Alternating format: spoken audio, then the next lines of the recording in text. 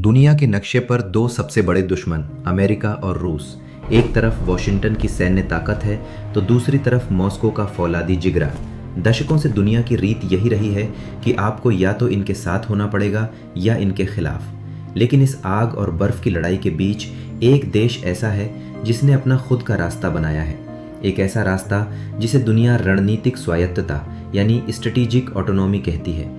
पर क्या यह सिर्फ एक किताबी शब्द है या भारत का वो गुप्त हथियार जिसने सुपर पावर्स को भी सोचने पर मजबूर कर दिया है? आज हम भारत की उस साइलेंट पावर का खुलासा करेंगे जो पूरी दुनिया को हैरान कर रही है। तैयार हो जाइए, क्योंकि आज आप कूटनीति के उस खेल को समझेंगे जहां दोस्ती के पीछे स्वार्थ है और दुश्मनी के पीछे सम्मान। भारत की ये सोच आज की नहीं है। 1947 में जब भारत आज़ाद हुआ तो दुनिया कोल्ड वॉर की आग में जल रही थी। उस वक्त भी भारत ने किसी गुट में शामिल होने से इनकार कर दिया था। लेकिन क्या ये फैसला भारत के लिए एक चुनौती बना? 1971 के युद्ध को याद कीजिए, जब अमेरिका ने भारत को डराने के लिए अपना 7वां बेड़ा बंगाल की खाड़ी की ओर भेजा, तब भारत ने रूस के साथ अपनी पहली बड़ी रणनीतिक दोस्ती का हाथ मिलाया।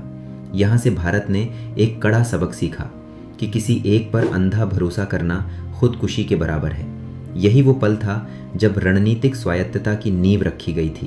अब बात करते हैं उन आधुनिक घटनाओं की जिन्होंने पूरी दुनिया को हिलाकर रख दिया। साल 2022 में जब रूस और यूक्रेन के बीच युद्ध छिड़ा तो पूरी पश्चिमी दुनिया रूस के खिलाफ खड़ी थी। अमेरिका और यूरोप ने भारत पर भारी दबाव डाला कि वो रूस से व्यापार खत्म कर दे। लेकिन भारत का जवाब क्या था? भारत ने न केवल रूस से तेल खरीदा बल्कि उसे रिकॉर्ड मात्रा में खरीदा। भारत ने दुनिया को साफ संदेश दिया कि वो अपनी जनता और अपनी अर्थव्यवस्था को किसी दूसरे की लड़ाई के लिए दांव पर नहीं लगाएगा। लेकिन कहानी यहाँ खत्म नहीं होती। जहाँ भारत रूस से तेल और S-400 मिसाइलें खरीद रहा है, वहीं वो अमेरिका के साथ मिलकर जेट इंजन और क्रिटिकल आर्टिफिशियल इंटेलिजेंस जैसे हाईटेक सौदे भी कर रहा है। इसे ही कहते हैं स्ट्रेटेजिक ऑटोनॉमी का असली मास्टर स्ट्रोक।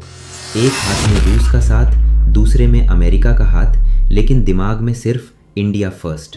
पर क्या ये रास्ता इतना ही सुरक्षित है?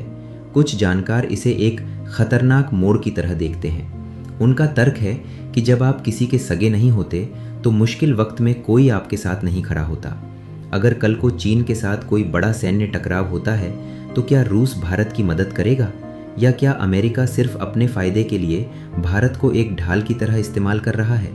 भारत की ये आज़ादी उसे ग्लोबल लेवल पर अकेला भी कर सकती है।